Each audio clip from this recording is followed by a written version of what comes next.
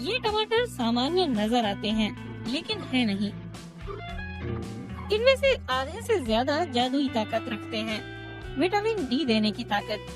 Gene editing के जरिए तैयार इन पौधों से वैज्ञानिक उम्मीद कर रहे हैं कि वे विटामिन डी की कमी को दूर कर पाएंगे, जिससे दुनिया भर में लाखों लोग परेशान हैं।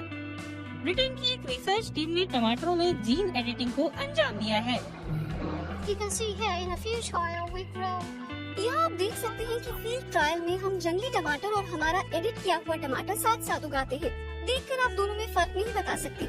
अच्छी बात यह है कि एडिट किए हुए टमाटरों में ना तो फसल का कोई नुकसान हुआ है और न स्वाद में कोई फर्क ही पड़ा है। And it just tastes like tomatoes. ये टमाटर बनाने के लिए वैज्ञानिकों ने जेनेटिक कैचियों का प्रयोग किया और सामान्य टमाटर के एक मॉलिक्यूल में बदलाव किए, जिसमें ट्रू विटामिन D3 होता है। ट्रू विटामिन डी असल में विटामिन डी का ही एक हिस्सा होता है, जिसे D3 कहते हैं। हमारे शरीर को इसी की जरूरत होती है।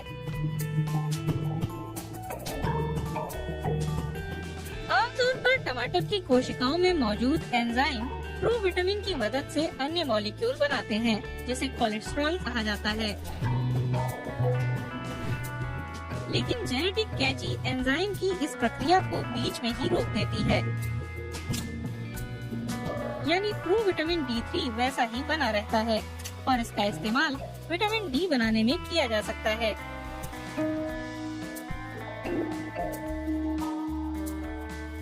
जब ट्रू विटामिन D3 पर सूरज की किरणें पड़ती हैं, तो ये किसी जादू की तरह विटामिन D3 में बदल जाता है, जिसकी हमें स्वस्थ रहने के लिए जरूरत होती है। शोधकर्ताओं का दावा है कि एडिटिंग से बने विटामिन डी वाले टमाटर सामान्य पौधे की तरह ही होते हैं। उनके बीजों में नए जीन होते हैं जो उपजाऊ होते हैं और उनसे उगने वाले टमाटरों में ज्यादा विटामिन डी होगा। ऐसे हर टमाटर में 2 माइक्रोग्राम विटामिन डी होता है, यानी ऐसे 2.5 से 7 टमाटर खाने पर हमें उतना विटामिन मिलेगा जितने की विश्व स्वास्थ्य संगठन सिफारिश करता है। अच्छी खबर ये है कि टमाटर लोकप्रिय हो रहे हैं।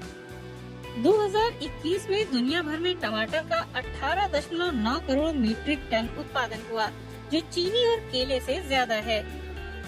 लेकिन हर कोई पौधों की इस एडिटिंग से सहमत नहीं है, बल्कि लगभग 50% लोग इसे असुरक्षित मानते हैं। ये प्यू रिसर्च सेंटर के सर्वेक्षण का नतीजा है, जो 2019 और 2020 में 20 देशों में किया गया था। हालांकि जिस तरह विटामिन डी वाले टमाटर उगाए जा रहे हैं, वो तरीका कुदरती ही है। कम से कम वैज्ञानिक तो ऐसा ही दावा करते हैं। Those mutations are called ये बदलाव प्राकृतिक बदलाव के जैसे ही है, यानी ऐसा कुदरती तौर पर भी हो सकता है। जीन एडिटिंग की यही खूबसूरती है कि आप टमाटर के जीनोम में कोई बाहरी जीन नहीं जोड़ते हैं। जीनोम में बस हल्का सा बदलाव करते हैं। टमाटरों में और कुछ भी नहीं होता। in those tomato lines.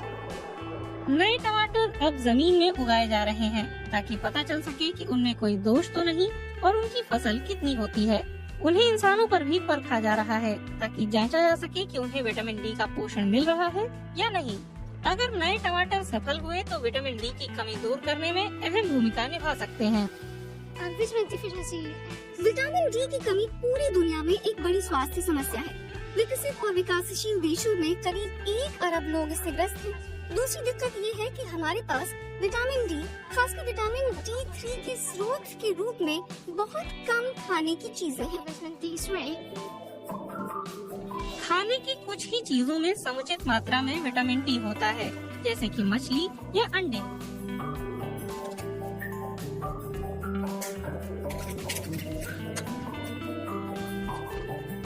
हमारी त्वचा खुद भी विटामिन डी पैदा कर सकती है, लेकिन उसके लिए भरपूर धूप की जरूरत होती है। लेकिन सिर्फ इन स्रोतों से जरूरत भर का विटामिन मिलना मुश्किल है। विटामिन डी शरीर के सामान्य कामों के लिए जरूरी है। ये शरीर को कैल्शियम और फॉस्फेट सोखने में मदद करता है, जिससे हड्डियां मजबूत होती हैं। मजबूत हड्डियां शरीर का वजन संभालने और चलने फिरने, दौड़ने व नाचने जैसी गतिविधियों के लिए जरूरी है। समुचित विटामिन डी ना मिले तो हड्डियां कमजोर हो जाती हैं और आसानी से टूट सकती हैं। विटामिन डी की कमी को डिप्रेशन जैसी बीमारियों के लिए भी जिम्मेदार पाया गया है।